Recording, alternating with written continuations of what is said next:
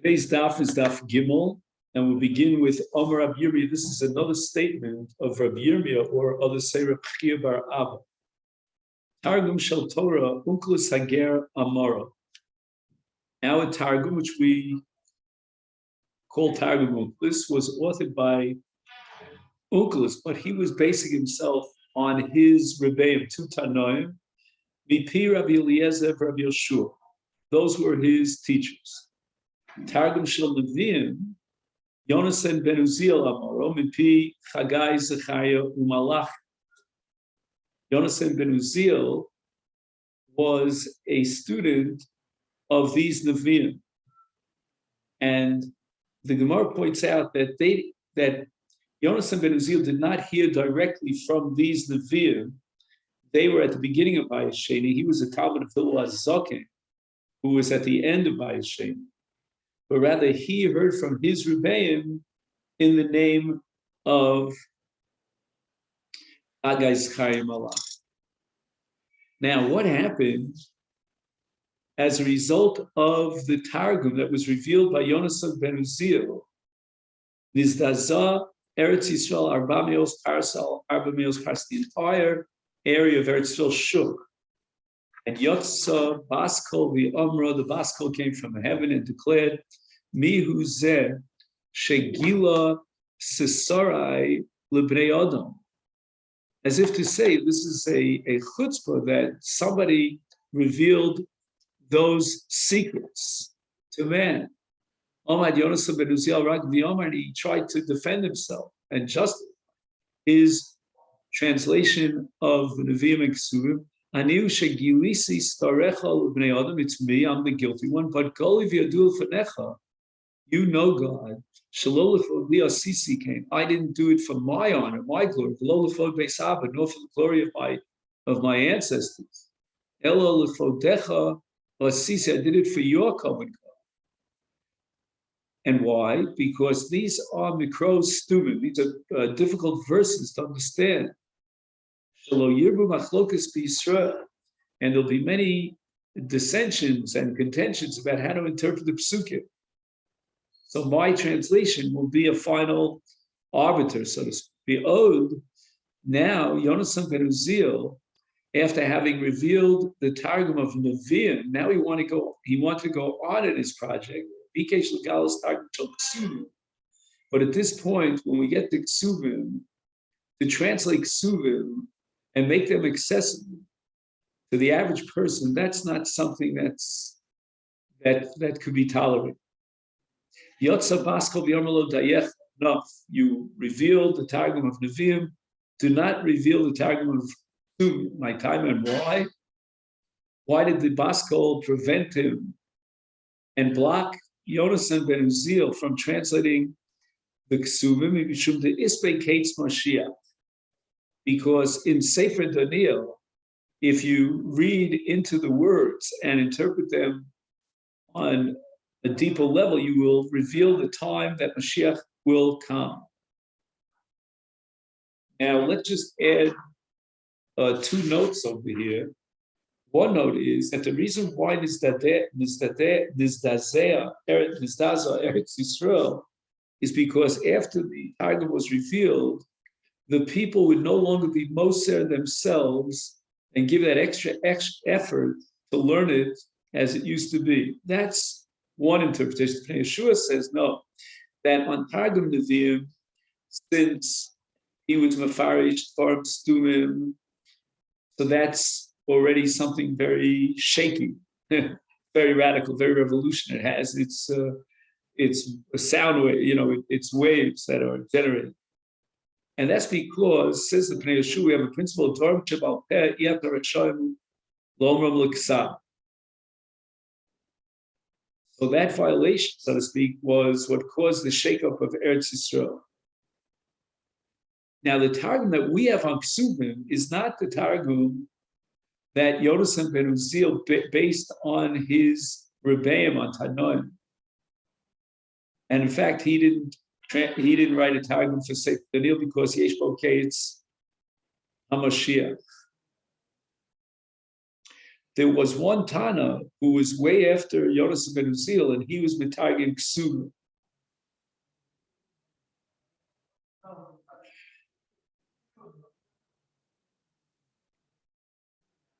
Now, the Targum Shel Torah Unkelos Hagera Amoro, is it really true, as you said earlier, that Unkelos was the author of the Targum on the Torah of Omar of Ika, Bar Oven Omar of Chananel, Omarav, Maidich Siva Pasuk in Nehemiah, Vayikru b'Sefer Torah Salukim Meforosh b'Som Seichel Vayavinu b'Mikra.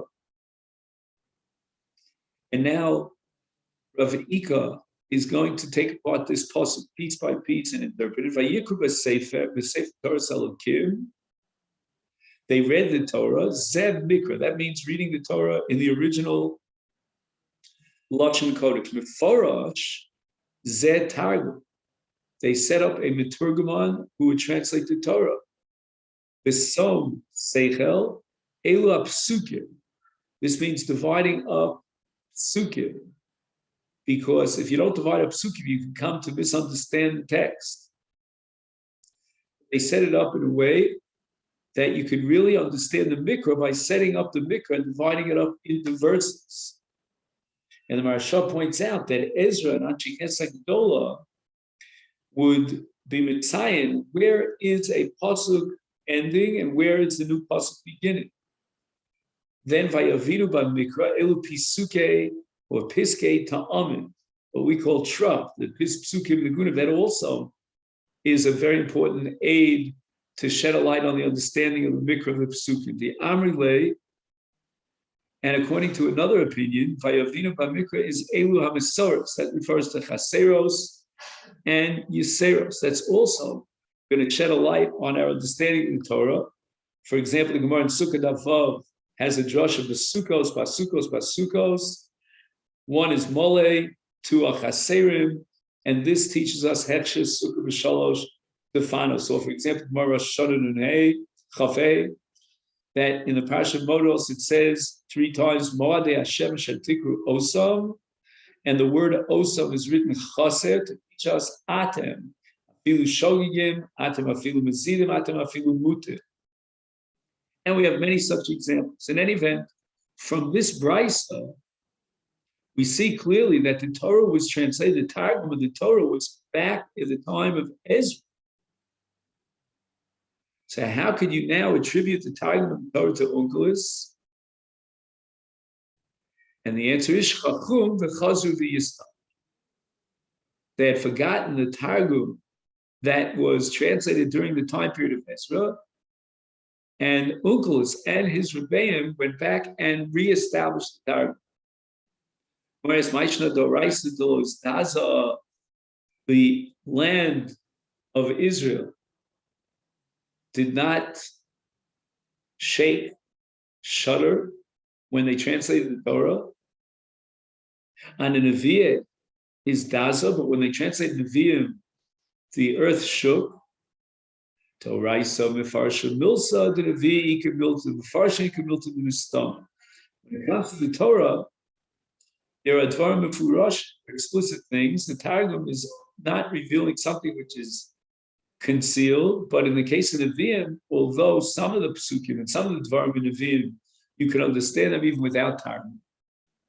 However, there are Mili Dimisatma. There are parts of Nevi'im that you cannot understand. The Targum is revealing that which is concealed. Therefore, the earth shook. Dichsiv. The Gemara wants to give now an example of something that's sussum. We can't understand it in the Navi. And this is in Zechariah Navi with regard to the ultimate Geula. Yomahu Yigdal HaMisped B'Yushalayim Ki Misped Hadridman B'Bikas Megidon. What's this all about? Omar Rabbi Yosef Moli Turgumon Ikra Lo Yadana Ma'Kamer. If not for the Targum, there's no way that we can understand this pasuk. Obviously, the subject of this pasuk is the Hesped, and it is being used as a particular Hesped that took place sometime in the annals of history. And we're comparing that by analogy to the ultimate Hesped at the end of time, at the time of the redemption. But Yonasan translated the words of this pasuk and gave us an insight into the meaning of this pasuk. In fact, there's not one hesped being discussed here, but two hespedim. And here's his targum: B'yomahu, on that day, which means liasid lavo, yizge mispida. Yizge means to be great. There'll be a great hesped, Yerushalayim, and it will be compared to two great hespedim. Kimispida de achav bar omri, Diktal Yose Hadrimon ben Tavrimon Beramos Gilad. It was a hesped for Achab, the king of Israel, who was murdered by Hadrimon, king of Aram, in a location called Ramos Gilad. And there was a great hesped for Yoshio, the great king of Yehuda, Yoshio, Baramon, Diktal Yossi Paro Chagira Bibikas Megiddo. And he was put to death. He was murdered as part of a war effort by Paro Necher. Now, the word Necher means that he was a chiger barag. He was a lame person. That's why he's called here in the Gemara Chagira, a chiger. Now, it wasn't Paro that killed Yeshayahu, but Paro made sure he had him killed. And there was a great hesped in Bikas Megiddo at the death of Yeshayahu Melech Yehuda. And this is described also in Malachim Beis, Perek Chav Gimel, also in Divrei Yomim Beis, Perek Lamed Hey, the whole story. Now, this analogy between the hesped lost lavo to these two hespedim, the Maharsha explains that this pasuk in Zechariah that calls the hesped lost lavo misped al yachid, and in these two places there was a misped al yachid, because in that battle Achav himself died, only Achav. That seems to be the implication of the pasuk regarding Yeshayahu Vayimisehu, and he was killed. Now, once we mentioned the Daniel and Sefer Daniel, which has allusions to the time for the Mashiach, we're also going to talk about the greatness of Daniel. Daniel had a vision with which other prophets did not see. And the pasuk in Daniel, Perek Yud, says that he saw in Nevuah a vision of the future, and he states, "V'ra'isi ani Daniel levadi es hamarve." I myself, but only myself, saw this vision. I beheld the vision. V'anoshim shahayu imi. However, the others who were with me will see that these anoshim were neviim. Lo roa samara, did not see the vision. Aval charada gedola nafla aleim vayivarchu v'heichabe.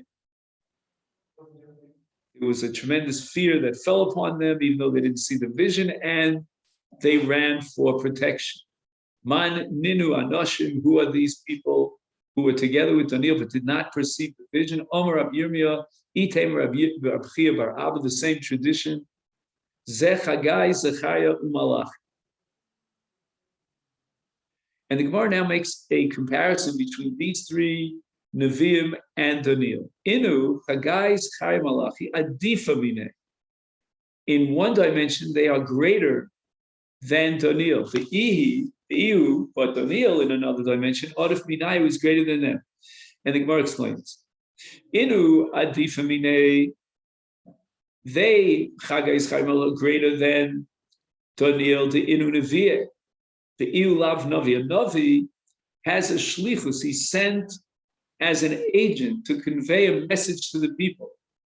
And that responsibility fell on all these three Nevi'im, but not on Daniel. Daniel was never sent to convey a nevuah to Klal Yisrael. That wasn't his thing. But on the other hand, Ihu Adif Minayu, he, Daniel, supersedes the other Nevi'im, the Iu Chaza, he had the vision. The Inu Lo Chazu, they didn't see the vision.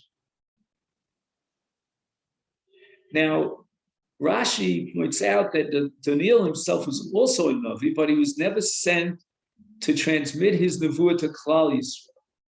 That's the Marsha. The Meiri has an introduction to Tehillim, and towards the end of that introduction, he quotes an opinion that the reason why Ksuvim was separated from the Nevi'im is because Ksuvim are not on the same level as Nevuah. Nevuah is like Shvias Adam Amadaber Imo Beino Levein Atzmo. Umitocho Mevin Anovi is Kavanas HaNevuah. So that's a high Madrega of Ruach HaKodesh, and so forth. But Ksuvim is not the same level. Long piece here in the Meiri. Now, the reason why this vision was revealed dafka to Daniel, but not to the Nevi'im, we can understand it based on the fact that liba lefuma lo galia. There are certain Nevi'im that can be categorized by the liba.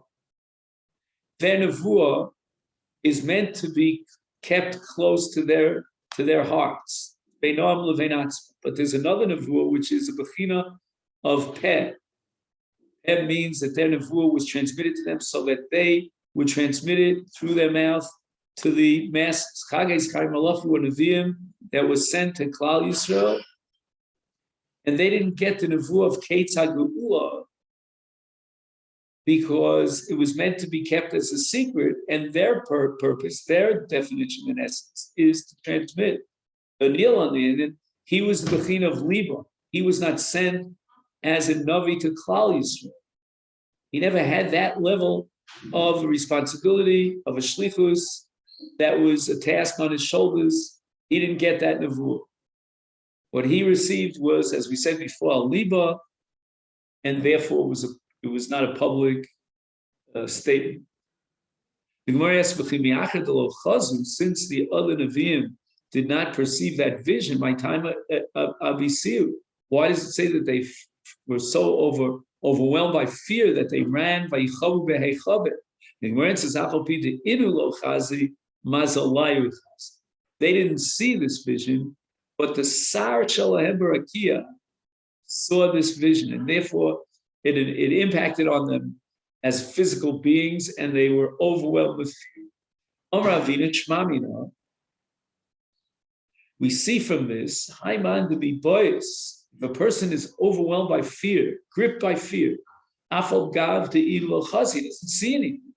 He's in a very paradoxical situation. On the one hand, he feels to the very essence of his body, he feels a fear, but yet he didn't see anything. You should know, says Ravina, that Mazlei Chazin, the Sar Shalom, that celestial sphere sees that which could be damaging to him, that which is a mazik that wants to be mazik him. And once the mazel perceives that, Lachain, therefore he's bepach. And Ravina adds, my takante, what can he do now to protect himself from these threatening damages and destructions? Likre Kriyat Shema. First option, if it's at all possible, is to recite Kriyat Shema. The kohen b'mokmati nofes, if he's in a place where there's filth, there's tzoah, and you're not allowed to say Dov Shemdushi, he has no possibility of reciting Kriyat Shema. Linshov miduchte arba garmid. He should make sure to relocate himself at a distance of 4 amos. Just get up and walk away. Be low. If he can't walk away, he's boxed into a certain place. Lema Hachi. Here's the incantation that he should recite. Iza de Beitaboche Shmena Mina. The goat that is in the Beis HaMitbachayim is fatter than me. In other words, you want to be mazik something? Go there and be mazik. Let me go. We've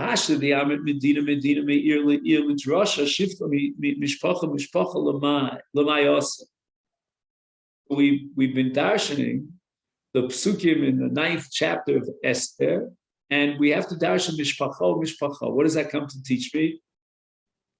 Rabbi Yossi Bar Chanina lahavi mishpachos kahuna ulavia shemevatlin avodasan uboim lishma mikra Megillah. When the tzibur gathers together to read the Megillah, these mishpachos who are singularly dedicated to the avodah and the mikdash, they are the mishpachos of kahuna and levia. Is they have to be mavatal their avodah. And they have to come to hear the public reading of the Megillah. He points out here in the note that Tosfos, the Rashba, the Ritva, the Ran, and others say that the Gemara means to say that Yaktim es Kriyas Megillah. First, he should read the Megillah. And if the tzibur is ready to read the Megillah, then the Kohanim, etc., should join and read the Megillah with them.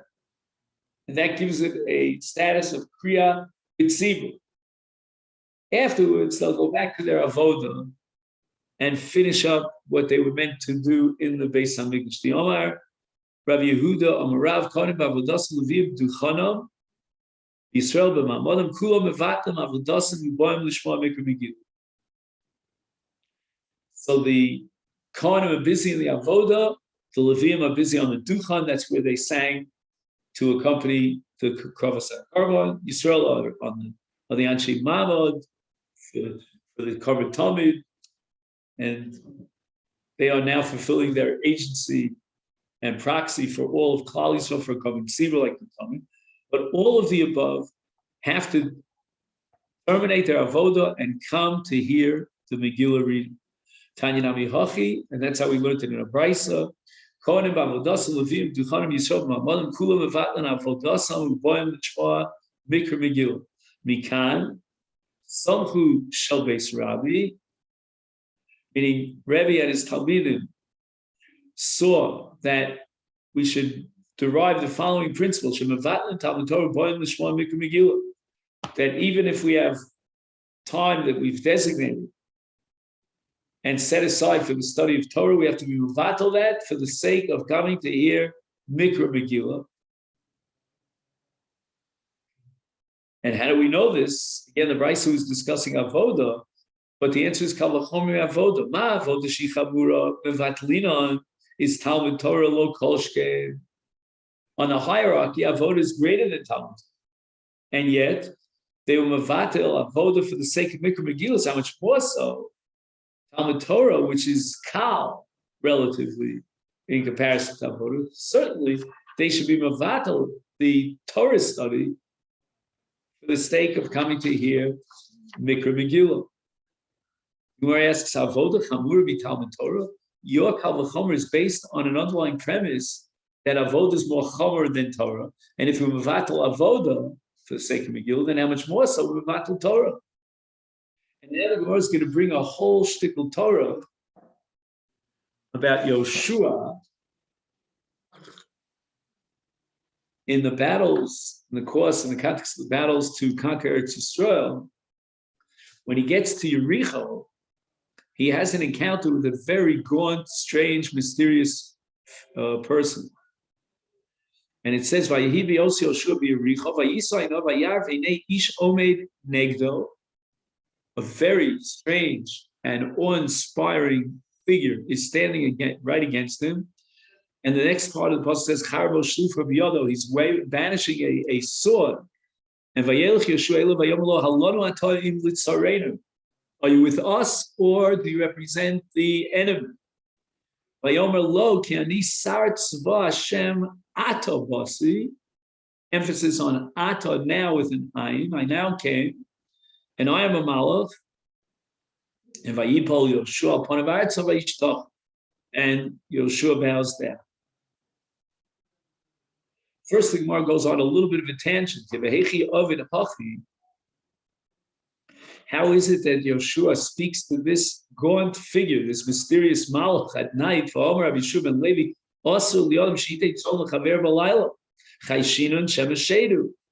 We don't say the word Shem, which is the name of God,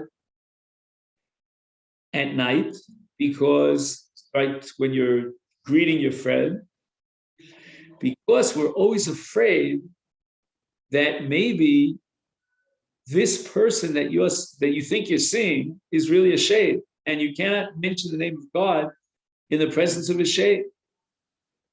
And therefore, the Gemara implies a kavachomer, how much more is it prohibited to be mishtachave, to bow down? Why weren't they afraid that maybe he's a shade? And he went to Shani Hasam, the Omaleki Ani Sar Tzva Hashem.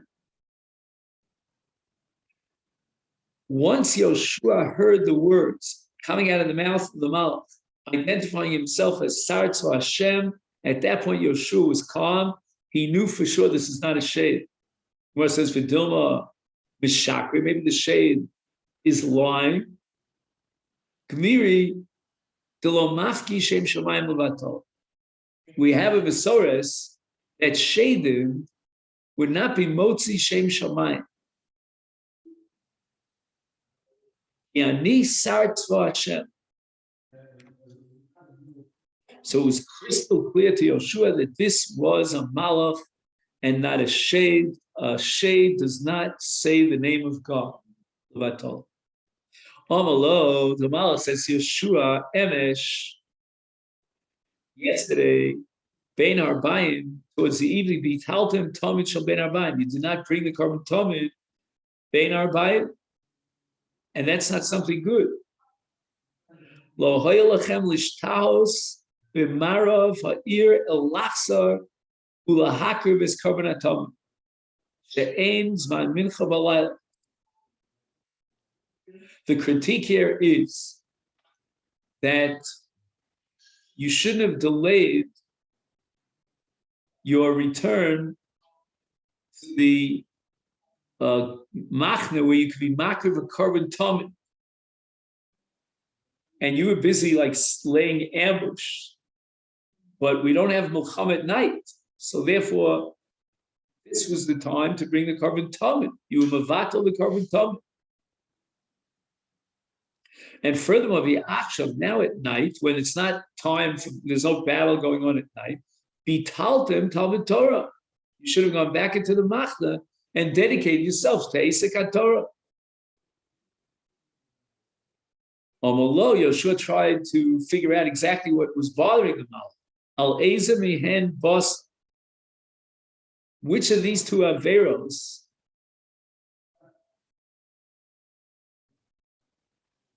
was the one for the primary one for which you came? Amalo Atobos. Now I came. The Avera of now, meaning the Avera of Bittul Torah. And Miyad, immediately when Yoshua heard this, they did tshuva. Vayol and Yoshua v'layla hu b'tocha emek. The Omer of Yochanan on the top of Gimel Amid Beis, Malami shalon bi okma shel halach. So there was tshuva, there was a tikkun, and they dedicated themselves to the deep study of Jewish law of halach. And that they were also Laila, Torah, and halach.